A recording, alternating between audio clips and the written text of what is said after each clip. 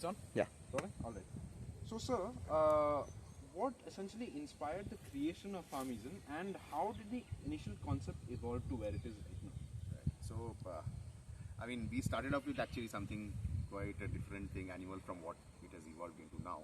So, we started somewhere in 2017, middle of 2017. But initially, we actually didn't want to create a company. We were basically actually where we are right now, very near this place, maybe a half a kilometer from here. He was a farmer, and I wanted to grow some of my own food, move out from just balcony gardening, terrace gardening, and grow more stuff. So I just told that farmer, can you give me a small patch of land and just water it every alternate day. I'm going to do everything, and I'm going to plant my seeds, saplings, etc., and harvest everything.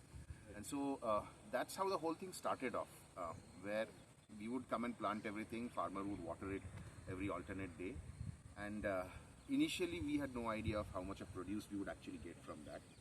And then we started getting a lot of produce, and when we started getting this lot of produce, then we started distributing it amongst people, right? That's when others came to know about it. They said, we also want to do the same thing. So then we were like, okay, maybe this is something that we can actually build a business around, right? So that was the genesis of it. It was a very typical scratch your own itch sort of a situation. You fixed your own problem, and then... Yeah, and then we saw that a lot of people seem to want it, and that's how we kind of built it. But now our business model is very different. This was what we were doing initially, and then slowly this is now like 2% of our overall business model. I see. So, so could you just share some key figures about, let's say, the number of farmers you're impacting right now, the amount of volume you're doing? Yeah. So we work with close to 7,000 farmers across India, and you have to classify them amongst fruit farmers whom we work with not that closely, in the sense they remember us only during harvest season, right? They're like, okay, Shameek, we need to sell our produce and stuff like that, right? And we would probably go and visit them once in a year, right? Just to see if everything is fine or not. Vegetable farmers are folks that we are involved with on a day-to-day basis, because most of them, so we are present in Bangalore and Hyderabad, right? So we have about 35,000 paying customers in Bangalore, about 5,000 paying customers in Hyderabad, right? And so the farmers are two different types essentially, right? People whom we work with on a day-to-day basis, and people whom we work with some months in a year, right? And about 7,000 of them across India. See, because fruits specifically, fruits is something which if you want to get your entire assortment of fruits, you'll need to go all across India, right? There are stuff, apples grow only in Himachal, Uttarakhand, and all of those sort of areas, right? So primarily because of fruits, we go very all India. Vegetables are very, very localized in nature, right? They would all be within a 50, 60, 70 kilometer range from Bangalore and Hyderabad. I see. So what motivated you to get into this field, and if you had any personal strengths?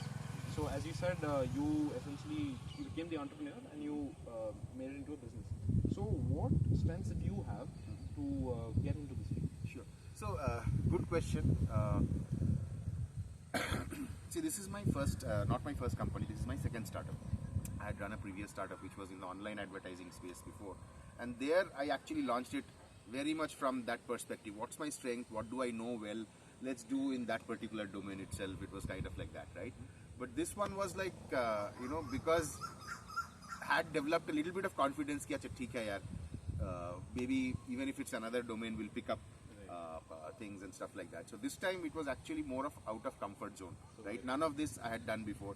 I had never done agri before. I was not really an organic foodie also before, and things like that.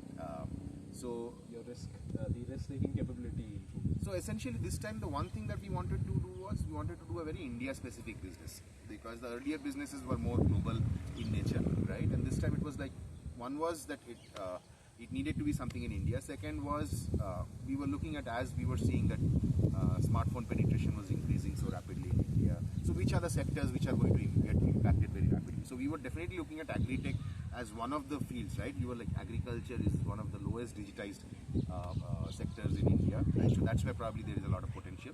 And of course very India specific. Those were the only two criteria, right? But then as we were studying the domain to say, okay, let's try to figure out a problem that we'll fix, we actually got pretty overwhelmed, because we saw that there are so many things which are broken, right? See, typically as a startup, what you want to do is you want to take one particular single thing and solve that really, really well. Solve the problem. And then you plug into the rest of the ecosystem, right? The problem with agri in India is that everything is broken. So it's like, okay, let's say for example, let's say there's the whole distribution inefficiency part, there's the whole risk management part, there's the whole production information part, there's the supply chain part. Let's say all of these different pieces. The issue is that even if you build a very good point solution in one of these, the inefficiencies in all the other pieces will kind of kill you, right? Disorganized. Yes. So, which is why we felt, a more of a full stack approach, right? Where not only are you working with the farmers, but you're also getting it delivered to the consumers. Not only are you providing agronomy advice to farmers, right? So we wanted to come up with a business model which was like not depending necessarily on the rest of the pieces on the ecosystem to work well, Right. for it to succeed, right? That's how we were looking at it. So we went back to basically first principles thinking, right? And said, okay, we don't know much about this domain, but from an outside perspective, what are the problems? And if we had to fix it, what would we do, right? That's how we kind of looked at it. Makes sense. Since, as you said, there's so many disorganized parts in the agri system in India. So if you're starting a business, especially right now, marketing has to be one of the main things that you focus on. So if that has to be completely organized, let me say it this way. So during the nascent stages of Farmizen, how important was marketing to you, and what strategies did you take then? Sure. So obviously, sir, not just for agri or anything, but in general, marketing is pretty core to any business, right? And of course, our definition of marketing is a little bit more of the peaceful definition of marketing in terms of it's not just, see, usually when we talk to people, everybody thinks marketing is just advertising, right? But marketing is product, place, price, promotions, all of those, the 4 P's, right? So they are still pretty relevant, right? So, but let's take a part of it, which is that how do you get it known to a lot of people, right? Let's take that angle of marketing, right? Because obviously the other 4 pieces, you can build any company without focusing on all 4 of this, right? But if you just focus on that part of marketing, which is about how do you get known to more people, obviously it's very important, right? But I think the way to do it always is to, first is, so there is a sequence, right? First is how do you use or leverage your existing networks, right? Because that's completely free marketing. All the people who are there in your address book, if you look at somebody who has worked for 15, 20 years, their address book will have at least 2,000, 3,000 entries, right? Correct. Out of which, if they're in Bangalore, probably 500 of them will be in Bangalore itself. So the first thing is to make sure that those people know about it and ideally have a conversation with them, because some of them would become your evangelizers, your previous colleagues, your friends, your relatives, right? They'll really evangelize you, especially if it's a business like ours, which is to do with food and farming, which people can connect with at a very fundamental level, right? It's not a, something very far removed. So one is, of course, to leverage your existing networks. The second thing is then doing very little spends across multiple people, multiple places, and try to see whether which ones of them would be the most efficient. I'm assuming you are resource constrained. So in a resource constrained world, you will try to find out that one channel that works for you and really double down on that channel.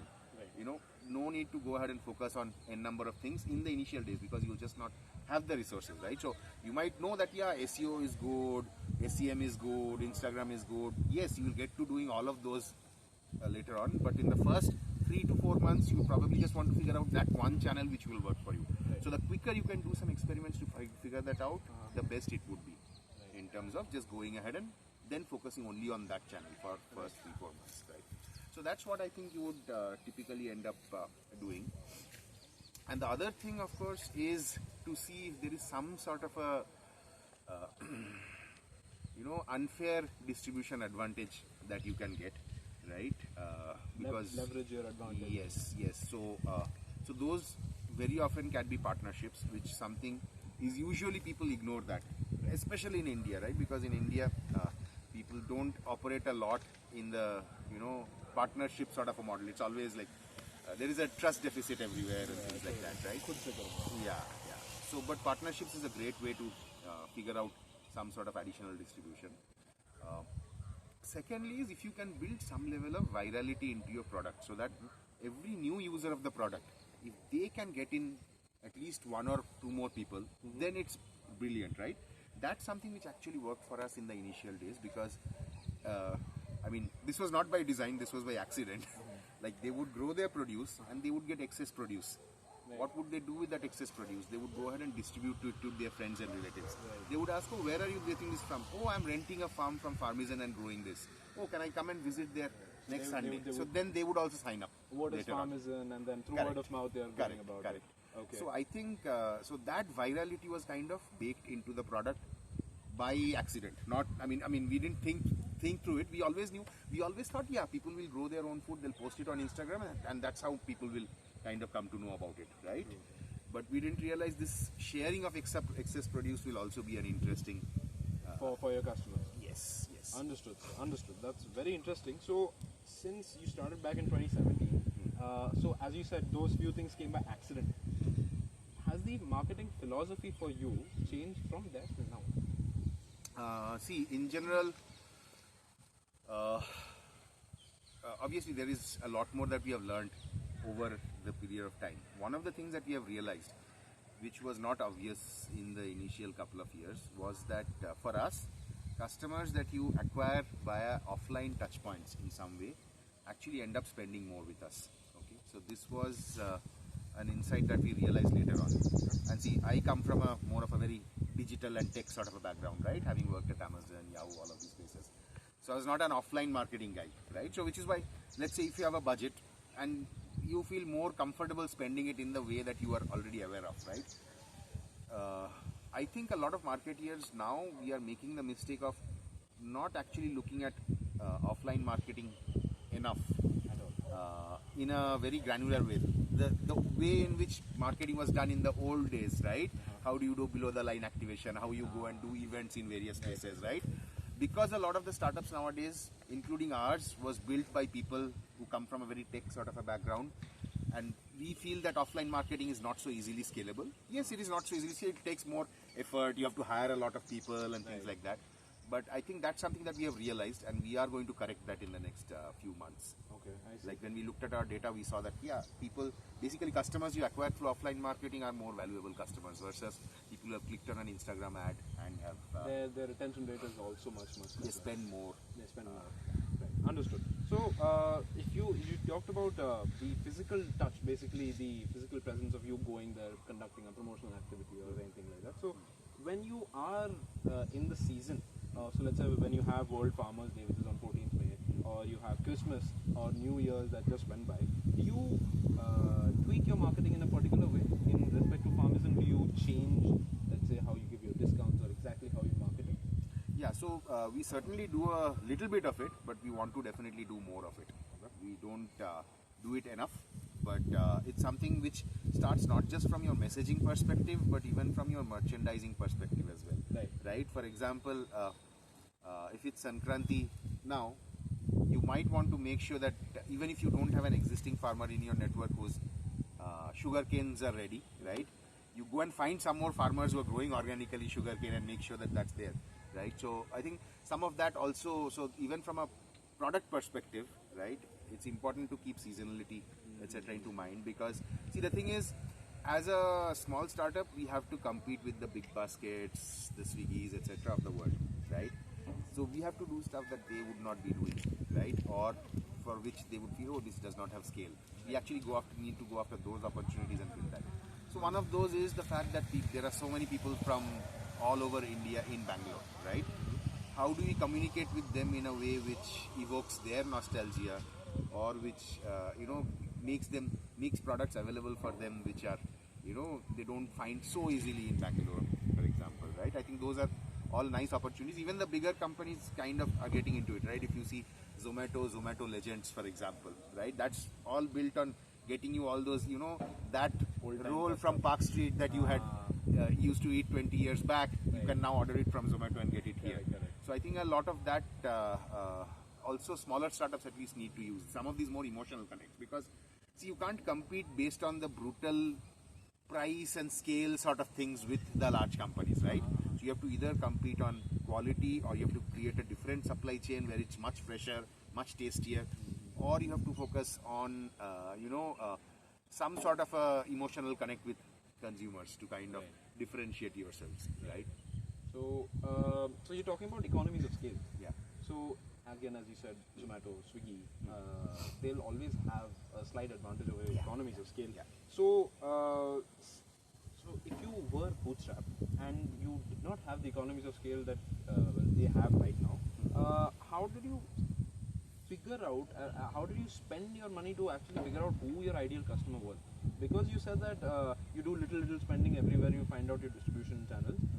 And then double down on one of them. And double down on one of them, correct. So how did you find the exact niche or the exact market that you want to target and sell to? So old style, man. See, basically talking to customers gives you a lot of insight. So I'm a big fan of qualitative market research versus necessarily, because quantitative market research often fails very drastically, right? Just to give an example, so we were having our 25-year alumni reunion like 2 weeks back, right? And the guy who was organizing alcohol, a friend of mine, batchmate of mine, right? So he was like, okay, let me send out a survey to, and there were some 180 people who are coming to the reunion. Let me send out a survey with who's going to drink what, so that we can buy and arrange all of that, right? And this was, our college is in Rajasthan, so we had to travel like 6 hours from Delhi and all of that stuff. Some stuff might not be available there, so you have to bring from. So he sent out this entire survey, and I think 65% people said they want to have breezers. Okay, which was very surprising at that point of time also. But we thought okay, a lot of women are also coming, so maybe all the women are having breezers, and we don't know what. So we got 700 bottles of breezers. Okay, based on the survey results. First evening we were in Gurgaon, and we were having a reunion there, and then we were going to travel back to Rajasthan and for the next couple of days. Only 5 bottles moved. Okay, my friend was literally taking the mic from the MC and requesting everybody, hey, please have breezers. We got 700 bottles because in the survey you told us this, right? So basically what I'm saying is that, see, a lot of times surveys, etc. can be very misleading, right? And I mean, based on how you have designed the survey, did you put that as the first question that you want breezers? Yeah, I want breezers. That's it, right? How have you framed it and things like that. Plus, there might be various reasons why people might answer it like that, right? For example, the time when the survey was sent, I think people thought that it's going to be a reunion with a lot of families coming in. So perhaps they felt that breezer would be more appropriate for a situation like that. Later on, it turned out only 3 or 4 people came with their families, so nobody had breezers at all, right? So I think, at least in the early days, qualitative market research is, I have found it a lot more beneficial for startups, right? Just talking to a lot of users. So again, the direct touch. Yes. So all this is harking back to you having a completely direct, hands-on approach on marketing, where you want to go old school, as you said, and have complete control over everything. So, but let me take another angle there. You mentioned about economies of scale, right? Yeah. And you said, hey, how come? I think at some point you had at the back of your mind that how do you even compete with economies of scale, right? Because economies of scale is one of those things which keeps on getting better and better and bigger and bigger.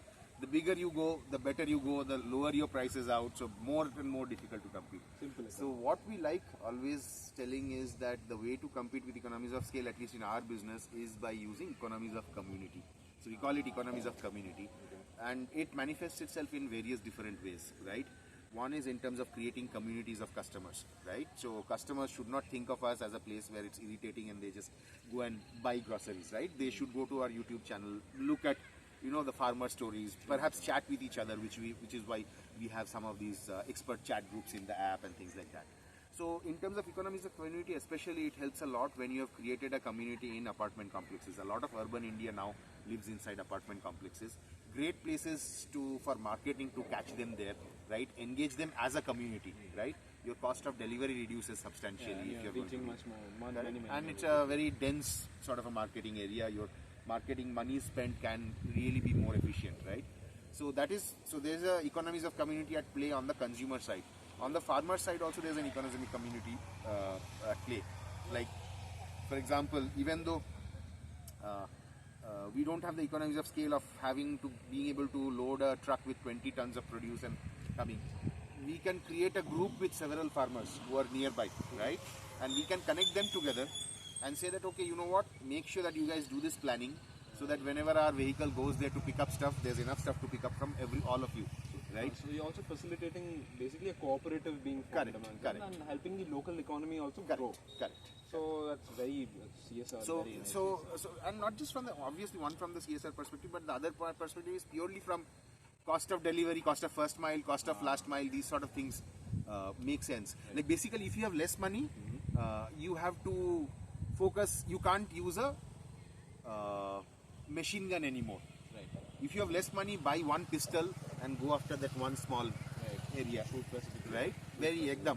Pura, don't do the, ready, fire, aim thing, but do ready, aim, fire and exact particular target area, because then you can fight that battle there. Right? Understood. And if you can create a moat there, right? I mean, actually, if you see one place to learn all of these things is probably from how, all the chota kings in India, how they used to still protect their kingdoms even if there was all these big badshahs and the big Mughal guys were still there, right? By making sure one is more very local understanding of the local geography, what works there, what doesn't work, direct connect with people, right? Creating a very trusted group of people, right? And then, Again, it's your community. everything, you focus all your effort there, right? Right. How did this guy win the battle, the 300 in the 300 movie, right? Right. On those hot gates, right? By ठीक है boss, I'm not going to fight you there because there you have full numerical superiority. I'm going to create constraints and I'm going to force you to come and play within the same constraints. And then it's an equal playing ground, right? Equal playing ground, Yeah. right. So I think that's what smaller companies need to kind of figure out, how to play on their turf and their terms. Because if they try to play on the terms of the big guys, then they will die. So again, that's your economies of community coming into your Correct. Which is why, for example, convenience is not something that we can play on at all. And convenience is what the quick commerce guys are always playing on, right? If you try to play that, saying, oh, we'll do same day delivery, no, we'll do 2-hour delivery, we'll die, right? So we cannot play that game. We have to play the game that we can win, Right. not the game that. So, okay. So last thing I want to ask you, you were talking about aiming at one specific thing and not going all barrels out and shooting everywhere. So if you're talking about pointing at one particular person, if you could point out one particular customer persona or the ideal customer for you, could you tell me who would that be? So it's a little unfortunate. The ideal customer persona is a little unfortunate because usually the strongest customer persona for us is somebody who was not really caring a lot about food earlier, but they have a lifestyle disease in their family which has come up, and that's why they choose to be organic, right? And that's a fairly large percentage of our customer base. It's a little unfortunate also, right? Because of that angle, but that is one segment. The other big segment is when people have kids. So when they have young kids, at that point of time they're like, Acha, I ate some kachra, but my kid should have good stuff. Right? So that's the other segment that we see is they are a lot more likely to go after organic. So could you say dependency ratio? The number of dependents they have on them, the more careful they'll be about what they have. It depends on the age of those dependents. Age of the dependents. Yeah. All right, got it. Are there any more factors that you would see into, let's say, if you're selling your product to me, are there more factors that you would look into me as a customer before selling? Can you clarify that question? So again, if you're, let's say, if you're selling to a person who, as you said, that has a bloodline disease, it's been happening, it's been going, diabetes has been going on. So right now you're introducing them to Himachali apples. So now they'll be better, or whatever fruits you give them. Is there another characteristics or maybe two that you look for in them? Oh, I don't think we have the luxury of having to look for particular characteristics in customers and saying all customers are welcome, right? But of course, I think some of the customers we are able to give a little more value to, right? Is the other characteristic that, I mean, it's interesting is people who basically spend a little bit of time thinking about their food, right? Okay. So other than this health angle, see, not everybody can make out the difference between organic and conventional produce unless they are people who have either a slightly more evolved palate, right, or people who are, for example, amateur chefs, right, who have an interest in cooking and things like that.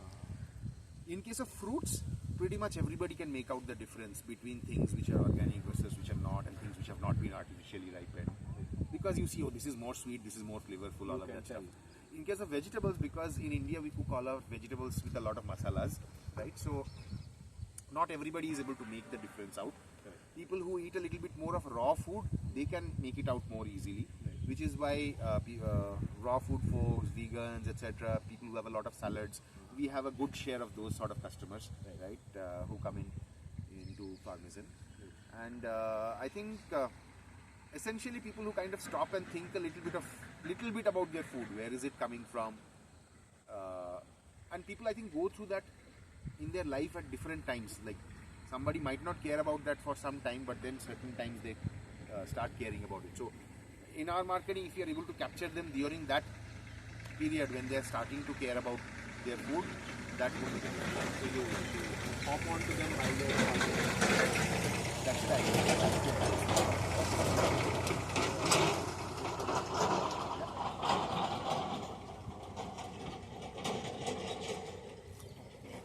So pause it or just pause?